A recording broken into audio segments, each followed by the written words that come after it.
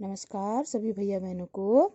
आज हम सदाचार में पाठ 8 पढ़ेंगे। राष्ट्रीय प्रतीक मतलब राष्ट्रीय प्रतीक वो चिन्ह होते हैं जो हमारे देश को रिप्रेजेंट करते हैं, मतलब प्रस्तुत करते हैं।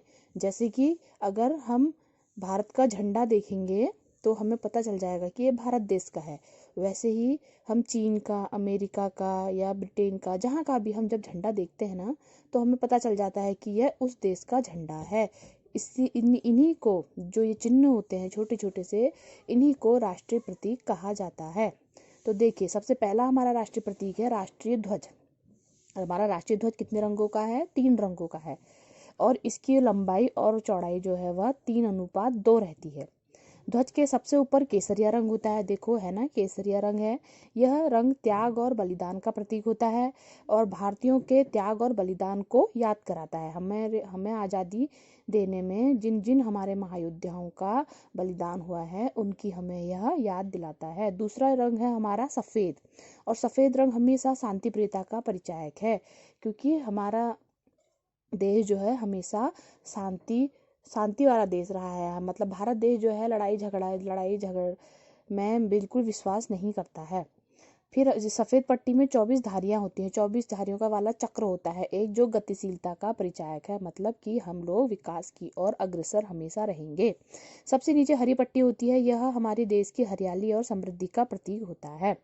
राष्ट्रीय ध्वज जो है हमेशा कहाँ कहाँ फहराया जाता है? देखो, सरकारी कार्यालयों में जब आप कहीं भी जाओगे वहाँ राष्ट्रीय ध्वज होता है। न्यायालयों, संसदों, आप हाई कोर्ट में जाओ, सुप्रीम कोर्ट में जाओ या डिस्ट्रिक्ट कोर्ट में जाओ, कहीं भी जाओ वहाँ भी आपको राष्ट्रीय ध्वज मिलेगा। विधानसभा में चले जाओ, वहाँ भी हमेशा राष्ट्रीय ध्वज फहराया जाता है। लेकिन इसके अलावा 15 अगस्त, 26 जनवरी और 2 अक्टूबर जैसे राष्ट्रीय पर्वों में भी राष्ट्रीय ध्वज को फहराया जाता है।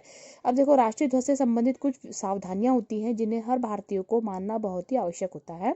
यदि कोई भी भारतीय इन सावधानियों को राष्ट्रीय ध्वज के साथ नहीं करता है तो उसे राष्ट्रीय ध्वज का अपमान करने के जुर्म में पुलिस में बंदी भी किया जाता है और उस पर जुर्माना भी लगाया जाता है। देखिए, इसमें कौन कौन सी होती है। देखो, हमेशा राष्ट्रीय ध्वज फहराते समय हमेशा कैसी स्थिति में खड़ा रहना चाहिए? सावधान की स्थिति में खड़ा रहना चाहिए।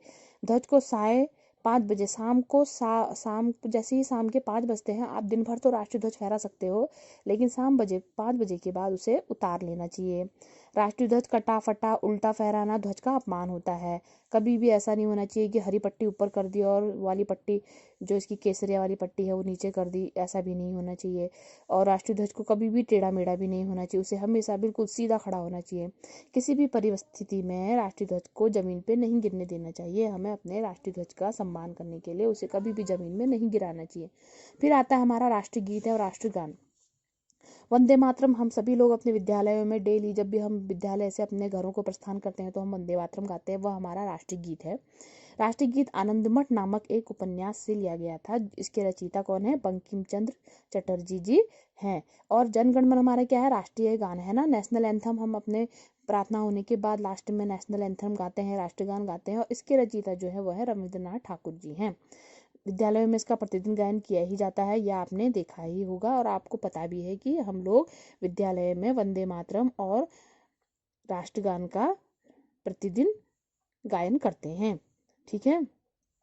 राष्ट्रगीत और राष्ट्रगान करते समय हमें सावधान की मुद्रा में खड़े रहना चाहिए। हम लोग ऐसा हर रोज ही करते हैं। उसके बाद आता है हमारा राष्ट्रीय ध्येय वाक्य। राष्ट्रीय ध्येय वाक्य कि हमारे राष्ट्र के जो लोग हैं, मतलब हम लोगों का एक वाक्य ऐसा कौन सा है जो हमारे राष्ट्र को रिप्रेजेंट करता है? वो है सत्यमेव जयते।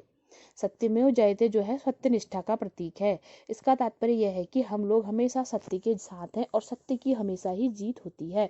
यह वाक्य जो है यह सारनाथ के अशोक की लाट से लिया गया है। अशोक की लाट जो है सारनाथ में बौद्ध स्तूप, सारनाथ का बौद्ध स्तूप बनाया था ना, सम्राट अशोक ने बनाया था। वहीं उसने इस 3 शेरों वाले 4 सिंह बैठे हुए हैं। देखिए, इसमें लिखा है अशोक की लाट देश का प्रतीक चिन्ह है। इसमें 4 सिंह बैठे हुए हैं, 3 सामने की ओर दिखाई पड़ते हैं। देश का जो राष्ट्रीय पुष्प है वो कमल है। और इसका राष्ट्रीय खेल है वो हॉकी है, और इसका राष्ट्रीय पक्षी कौन है, मोर है। ये तो आपको सभी को पता ही है। अब इसके अलावा मैंने आपको ये कुछ प्रश्न उत्तर जो है यह दिए गए हैं, इनको आप साफ सुथरे अक्षरों में अपनी कॉपी में उतारेंगे। अभी मैं यहाँ पे आपको दिखा दूँ, देखो अशोक की लाठी 4 सिंहों का है, लेकिन 3 सिंह ही इसमें सामने की ओर दिखाई देते हैं, और सत्यमेव जयते भी इसमें लिखा है देखिए। और बीच में ये चक्र जो दिख रहा है देखिए, यही चक्र हमारे झंडे में भी बीच में लिया गया है।